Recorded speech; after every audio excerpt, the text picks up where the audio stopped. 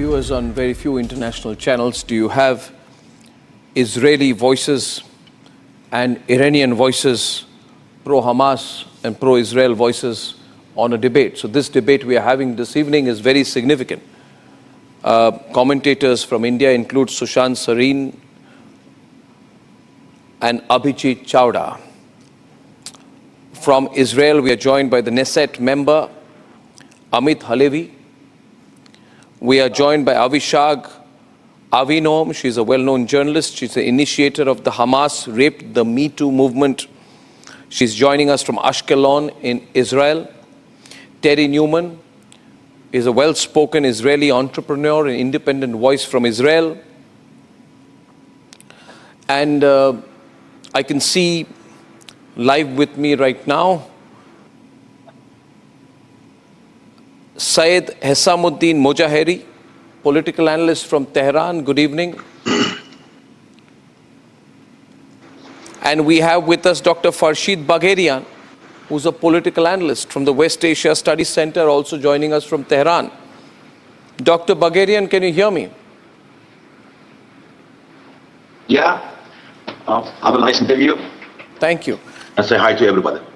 Hello to you. This debate is going on between New Delhi, Jerusalem, Ashkelon, Tel Aviv and Tehran. My question to you is, sir, what does, in your view, Iran plan to do next? And whatever it does, why does it not look at the killing of Ismail Haniyeh as the last chapter in this fight rather than the start of a new chapter? Israel has not owned up for this, so you don't have a formal reason to attack Israel. They have not acknowledged that they have killed Ismail Haniyeh. So in your view, what can Iran do? And how much can it really escalate with Israel on this?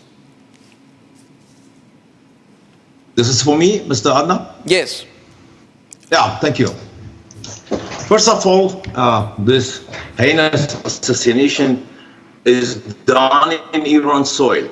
And we can divide this event in two parts. One part is the assassination of Mr. Haniyeh, and the second is what is happening in Iran soil. And this is another kind of the assault to Iran soil. So if you find out that what is the type of this assassination, what are the type of this operation is made by the jet fighter, for example, F-35, that the detonator permission is made by United States, and this is the ballistic missile, and this is the rocket, for example, missile in Iran, from Iran soil to another part of the Iran soil, or maybe this is another part of the collaboration with some part of the sleeping cell in Iran.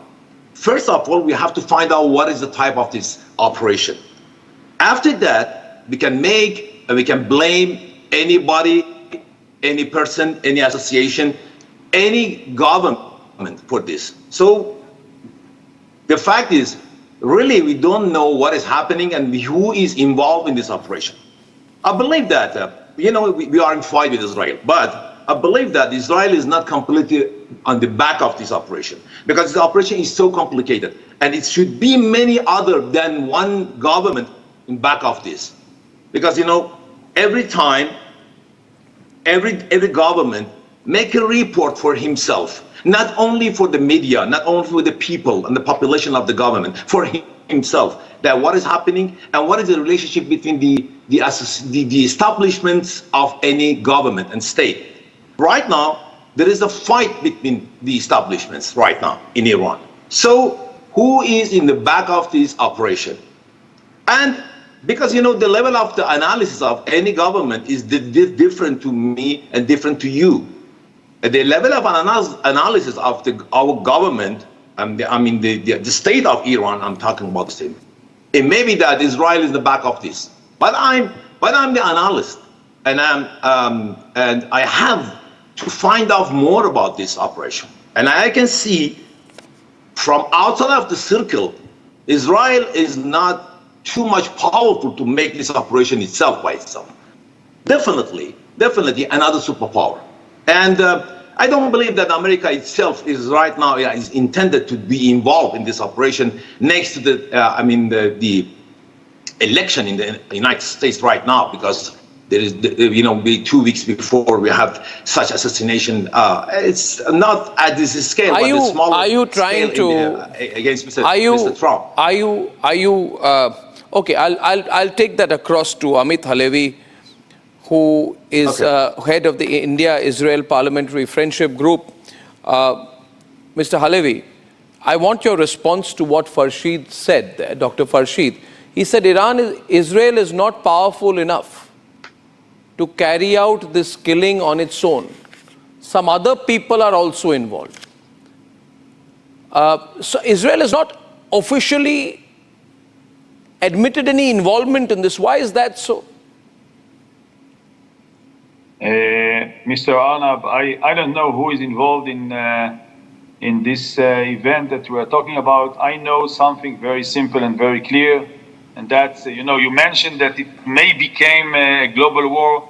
We are in a global war. We are in a global war of those extremists, of those extremist Muslims that actually threat the whole, free world, our civilization. That's the status, that's the current status. So before we talk about, further escalation, we are talking about a regime that actually not only aim to destruct, not only want to bring destruction to my own people and my own country, he wants to do it to the whole Western world.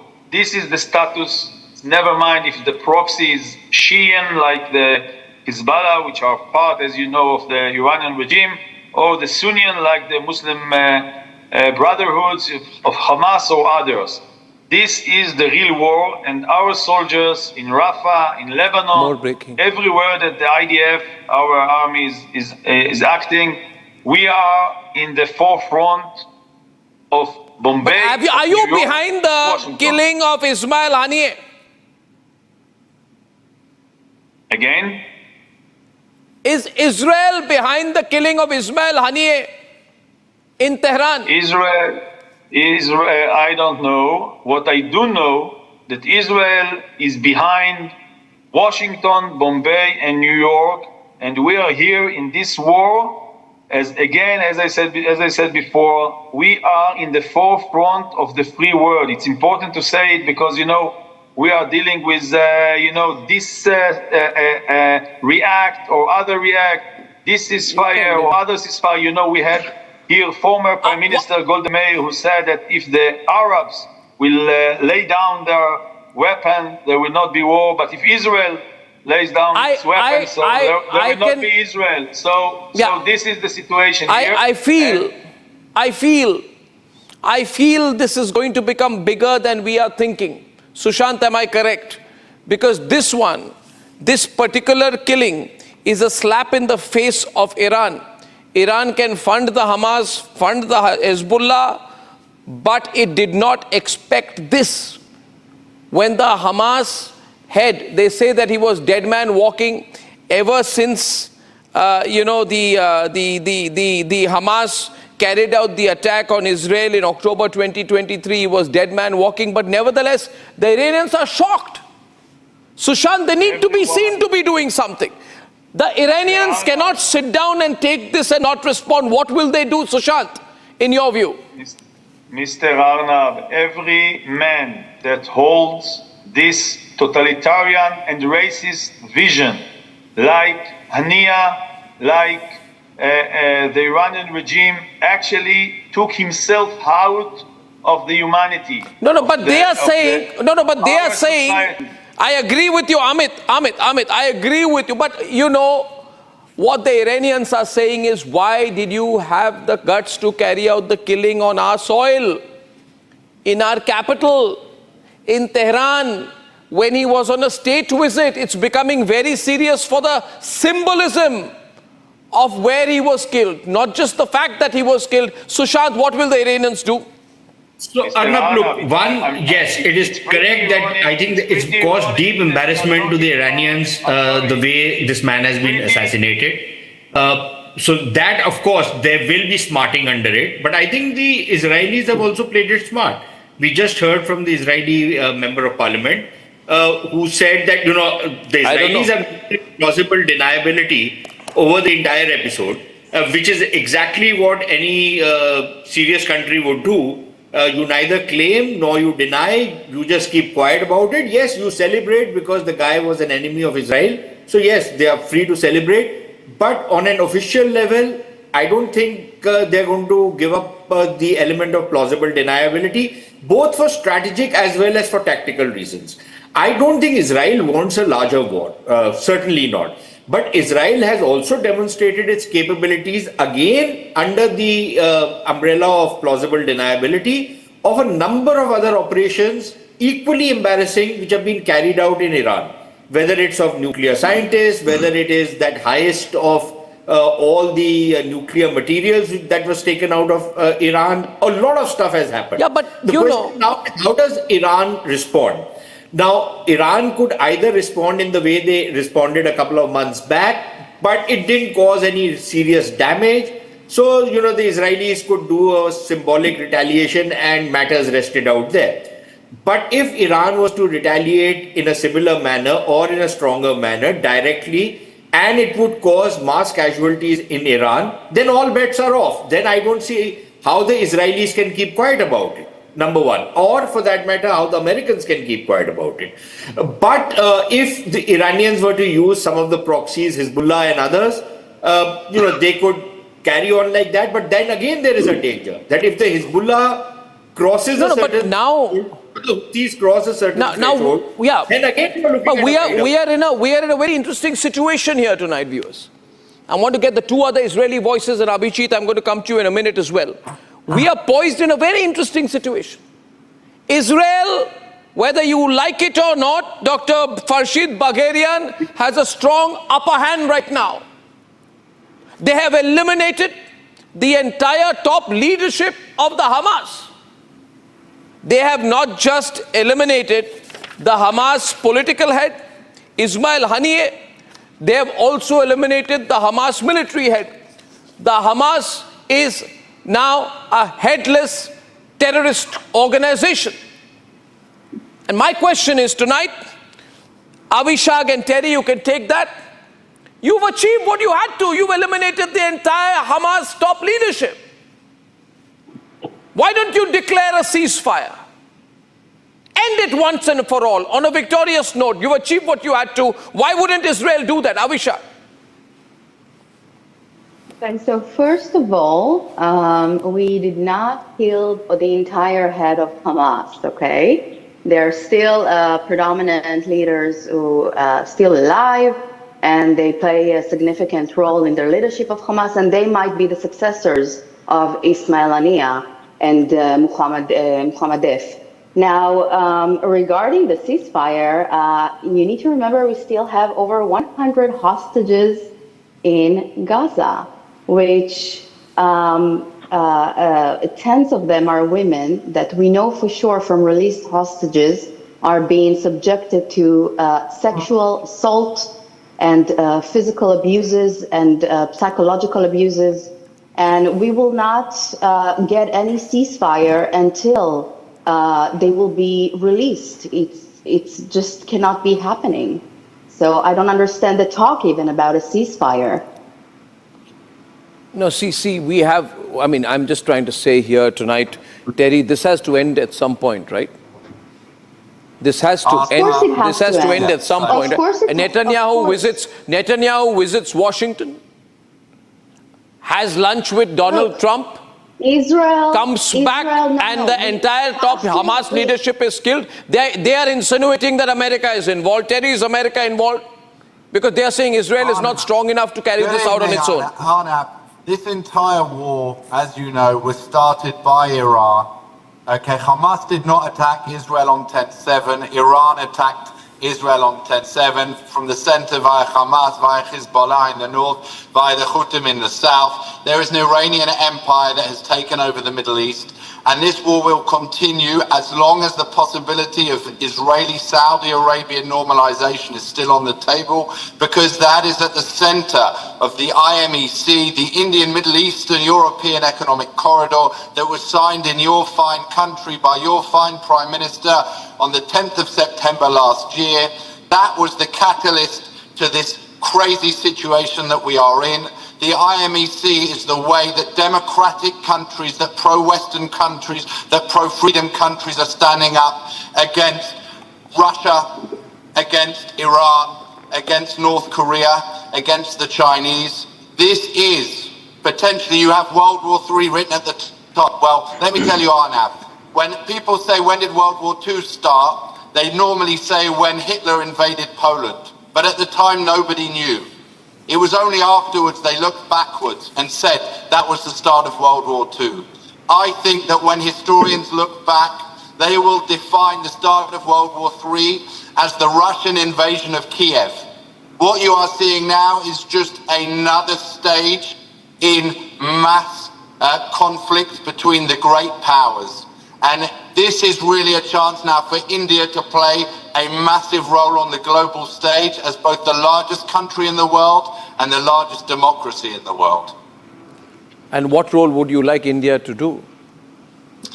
India should do the following things. A, it must ensure that it is part of the family of free nations, democratic nations, and pro-Western nations. One. Number two, it has shown the world how it can live with moderate Muslims within its borders. Okay, you have a 20% Muslim minority within India, and amongst the Indian diaspora around the world, specifically I refer to Western countries, the most successful Muslims in the Western diaspora, in the West, have come from India. They have not come from Pakistan. They have not come from North Africa. They have specifically come from India, where these Muslims have understood that they can be good Muslims without having political control. And number three, because of the challenges that you face with extremist Islamist movements, you understand the danger as well. So you understand both the prize, but you also understand the danger and how we get to that prize. There is a major battle of ideas within the Middle East between the vision of the Abraham Accords that's being led by Saudi Arabia, by Abu Dhabi, etc., and the Abraham countries. And against that, there is a vision of radical Islam, which is trying to take over both the Middle East, but also larger parts of the world. India understands this intrinsically. It has its own versions of this, and it also has its ambassadors, both as citizens and physical ambassadors, spread throughout the world. So, please, you know, they say in Star Wars, with great power comes great responsibility. Please use your power wisely. Well, since you have mentioned India and you have mentioned about the Muslim population in India, I have two representatives here tonight. One is a very well-known Islamic scholar from India, Atikur Rahman, and the other is one of the most trending, I would say, present-day geopolitical analysts and historians, Abhijit Chawda. Atikur Rahman, how are you viewing this? Only thing I will say, one thing, viewers, tonight. Let nobody believe, and you may be angry, Dr. Farshidbagherian, that Hamas is a victim.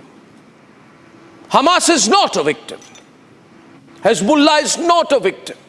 And please, Dr. Bagherian, we have great relationship with your country as well. And you have a great civilization and a unique culture of your own. But, Dr. Bagherian, you are now saying we'll order a direct attack on Israel. Didn't you already fire 330 missiles and drones on the 13th of April on Israel? Didn't you carry out a horrific attack that did not even spare children? Do you want to add on to the casualties? Is that going to be called self-defense? Have you forgotten? Or has Atikur Rahman forgotten what happened on the 8th of October, 2023? Do the visuals of young Israeli women raped, bloodied, and then taken by these beasts in their cars with their boyfriends and husbands watching chained? Does that not haunt you? And if you escalate further, I will also ask you, sir, is the Hamas your own? Will you not be officially accepting that you really are the people, the sponsors of the Hamas and the Hezbollah? You have given them combat training. You have trained them. You're training them like Pakistan trains Lashkar-e-Toiba and Jaish-e-Mohammed against India. So yes, I agree. I identify with a lot of what Terry says. Farshid, I think that the onus is on you. Yeah, great. Yes. Thank you. Mr. Arnab, you I may hear ask him all also why he's... And I listened carefully, but the International Court of Justice says different to you. Not this type of war. Look, please look at the most significant sentence by Mr. Medvedev, ex-Russian president, is that if you need a peace right now, a big war must be happening. What does it mean? This means that Iran is not triggering the World War III. The World War III is running. We are stepping on toward the Fourth World War, because the Fourth World War is the fifth generation of war. With any kind of arm you have, Iran is not triggering, because Iran is not arm dealer, Iran is not arm supplier, Iran is not arm producer. The producing of arm is how many countries? Is the Hamas not a wing of the Iranian army? Is the Hamas not effectively a wing? Sorry to interrupt, sir. But is the Hamas not a wing of the Iran's Islamic Revolutionary Guard? Why do you even want to keep the separation? First you can acknowledge remember tonight. The 7th October. Yes. In the 8th October, we had program with you. Do you remember? Yes. And you talked about the interference of Iran to this 7th October event. I told you that this is not our war. This is the big power war. This is the big war between big power. But Hamas is yours. China, between Hamas England and Britain. No, sir. Hamas is yours. Hamas is your creation. Hamas is your unit. Hamas is your group. Don't separate yourself from Hamas. That's why you're feeling touchy today, that the Hamas chief has been killed on your soil. And this is going to escalate. Atikur Rahman, this is going to escalate now. There is no way, it's best for, I think Iran should back off now. If it escalates, what will happen? What will happen if it Iran is escalating? Iran is not triggering the war. No, but you're escalating. Because we have not, Your supreme leader has ordered a direct attack on Israel. Retaliation order. This is retaliation. Because if the first word I used that. What retaliation, sir? You want this to go nuclear now? Assassination. I told you first. What retaliation? If you suppose that Israel is the back. No, sir. What retaliation? This is the retaliation action. What retaliation would you want now? What retaliation are you talking about? For me, because I'm an analyst, I'm not the responsible for my government action. For me, ceasefire is the most important thing in the world right now. Ceasefire. Okay, Abhijit, will the Israelis declare a ceasefire? Ceasefire. One minute. Amit and Abhijit. We got Amit also coming in on this. Will they declare a ceasefire? Should they declare a ceasefire now? What do you think, Abhijit? Gaza ceasefire. I'm talking about the Gaza ceasefire. Okay. The end point of ceasefire should be the destruction of the Iranian regime, because we have today, all of us, include India as a very important nation, all together, we are dealing with a regime that has totalitarian and racist vision, inspiration, and aspirations. And this is the main mission of our generation, exactly, Mr. Arnab, as it was 8 years ago. 8 years ago with the Germans. No, what's happening here? This is the same character.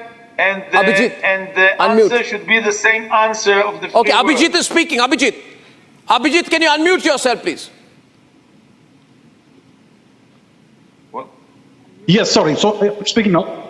So Here's the deal. Right now, there's a situation, a strange kind of limbo. The Israelis are saying that we have not done anything, and the Iranians are accusing Israel of doing this. So that's the situation right now. But let's assume that Israel is behind this. Now, what could happen, and what options does Iran have? See, Israel and Iran are 1,000 kilometers apart from each other, roughly. So what can Iran do if it wants to retaliate? It can launch a drone strike like it did before, but it was extremely ineffective. It did not take out any high-value targets. It doesn't have much of an air force. So what can Iran do? It's going to have to use other proxies. And now that Israel has achieved this big win, even though they have not admitted it, then it gives them the upper hand. It gives Mr. Netanyahu the high position from which he could offer a ceasefire. But what's happened is that they have taken out the moderate Hamas leader, because when it comes to Hamas, they are all extremists. But among those extremists, Mr. Haniyeh was kind of a moderate, who had actually said that he was in favor of talks with Israel. So they have taken out the moderate, which is going to make Hamas even more extreme. And then when Mr. Netanyahu pretends to offer a ceasefire, it's not going to happen. So that is going to set the stage for further hostilities. I think and that's the conflict. Yeah, okay, Amit. So it's going to escalate now. Yes. To call to Haniyeh a moderate person or a moderate personality. This compared to the joke. Other extremists, he was kind of a moderate. That's what I'm saying. I'm not calling him a moderate overall. This guy responsible of murdering hundreds of our people, of American people. No one's defending what he did. I'm just explaining what he was in comparison with other extremists. Raping dozens of women. Who are you talking about? This is a sad joke. And again, I'm saying we need an international coalition against the real enemy of the world. Listen, India doesn't need to be told what to do, sir. Thank you so much. I know that you really are a well-wisher of India, etc. But we don't need to be told what to do. We don't need to be lectured. We know our responsibilities. They want to conquer Washington. They want to conquer Delhi, as you know. So the real target is just not to complete, and the free world cannot complete with this type of regimes. And we need to learn the lesson. You know, one thing you can do a mistake, second time mistake becomes a crime. Okay, so this is our target. This is the mission of our generation. Israel can do it. By the way, Israel will do her work. Israel can defend herself. But this is international issue of the whole free world, and we need to take care together regarding this mission. I just give you my perspective for 10 seconds and I'll go to our next guest. None of these people are moderates, Abhijit. Don't think the Iranian government is moderate. Houthi is not moderate. Hamas is not moderate. This guy was kind of No. Relatively. You know, there are people in Mumbai who used to come on my TV program who say Hezbollah is a political party. So I don't know which political party fires dozens of rockets at Israeli army positions in the Golan Heights. There are some people in this world today, woke world which we are in, Atikur Rahman, who say Houthi are misguided activists. They are firing multiple drones in Israel. They say they are doing it in self-defense. Unmanned aerial vehicles are fired by the Houthis. The problem for the Iranians, I'll tell you, I'm not an expert on the subject that I see, Atik, is they have done this Pakistan-type proxy war business for too long.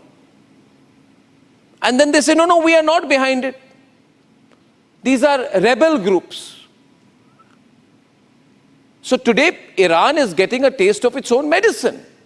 And fact of the matter is, can I tell you frankly, Atik and Dr. Farshid, Iran can do nothing. You fired 330 rockets, you could do nothing. Iran cannot hold up to the rest of the world. This is terrorism versus state governments. This is terrorism versus nation states. Very kind of you, Mr. Arnab. No, not kind of me. I'm saying that you are affirming that we are not triggering the war. This is very important sentence, and I will write it down right now. What did I say? Thank you very much. Well, one minute. What did you thank me for? Sorry? You thanked me for something. I don't want you to thank me for something that I have not done. Because you told that Iran can do nothing. This is a very important sentence for me. Because we are not triggering the war. We are talking about a serious issue. Is Third World War igniting or not? This is the fact. Okay, I'll tell you. If Iran can do nothing, it means that Iran is not responsible for the next war. No, I tell you this. You have completely misunderstood what I have said, sir. What I'm trying to say is that this is your proxy war. But so far you've stayed out of it. You've tried to maintain a statesman-like pose while backing the Houthi rebels in Yemen, who are firing ballistic missiles on an Israeli resort town on tourists in the Red Sea. You are using Syrian soil for what you are doing. It is a well-known fact that you use Syrian territory to ship missiles and weapons to the Hezbollah in Lebanon. You are helping the Hamas build 5,000 rockets and drones, which are to be used against Israel. And let me tell you, sir, if you were to be doing something like that against my great country would crush those forces and also blame you. You know what India does.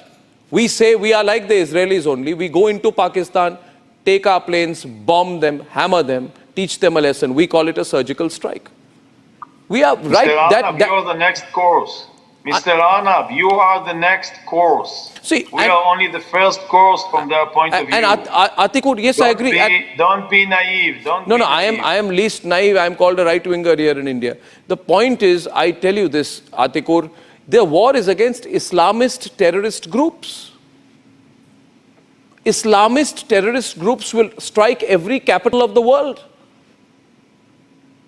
Therefore, this... So, Arnab, yes. Arnab, the root cause of this escalation, which could, become a third world war, is the occupying force, which is Israel. Oh, God. Now, people at the other side want me to be a very moderate and a liberal Muslim only if I side with the Western countries and not with a country called Palestine, which is occupied by Israel. Now, Israel always creates phantom concepts that the Hamas is in the hospitals, the Hamas is in the civilian areas, the Hamas is hiding here and there, and they want to bomb civilians up in the number of 30,000 so far. You can see only 7th October and 30,000 at the other end. Don't you see this disproportionate action by an occupying force called Israel? Now, Israel is a country which is having an Islamophobic tradition with it. They want to finish off the people in Gaza. They want to finish off the people of Palestine. Now, if I may. Terry! One minute, Terry is responding. Yeah, I mean, this is absolute. The Iranian army has attacked Israel from 3 places very close to Israel. They are from Gaza, from Lebanon, from their army in Gaza they call Hamas, from their army in Lebanon they call Hezbollah, from their army in Yemen, which they call the Houthis. What those 3 things have in common is that there is no Israelis in any of them. Also in Syria, there is no Israelis in Syria and they are attacking from Syria. And in Tehran, there are no Israelis there and they are attacking from Tehran. And in Iraq, there are no Israelis in Iraq and they are attacking from Iraq. In fact, the only place where Iran has not managed to use its army to attack us is from Judea and Samaria, what you call the West Bank. Are we fully... But having said that...